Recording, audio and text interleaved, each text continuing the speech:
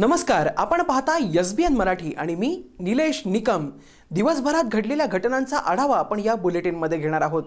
बुलेटिनच्या सुरुवातीला एक नजर टाकूयात आजच्या हेडलाईन्सवर।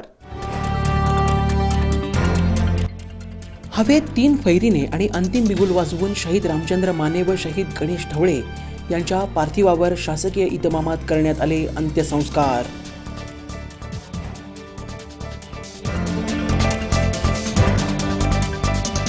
देशात पहिल्यांदाच सर्वसाधारण अर्थसंकल्पासोबत रेल्वे बजेट सादर। 3 लाखांवरील रोखीच्या व्यवहारांवर बंदी, तर राजकीय पक्षांना 2000 रुपयांवर रोख देणगी स्वीकारण्यावर निर्बंध। केंद्राचा अर्थसंकल्प म्हणजे एक निव्वळ घोषणांचा पाऊस, माजी अर्थमंत्री जयंत पाटील यांचा आरोप।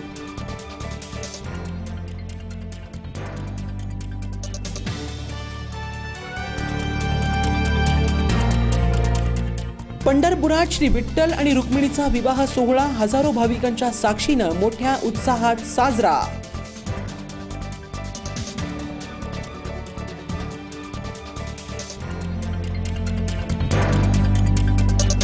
आणि कोल्हापूरला खंडपीठ व्हावं म्हणून सांगली, कोल्हापूर, मिरजमध्ये हजारोंच्या संख्येने वकिलांनी जिल्हाधिकारी कार्यालयावरती काढला भव्य मोर्चा।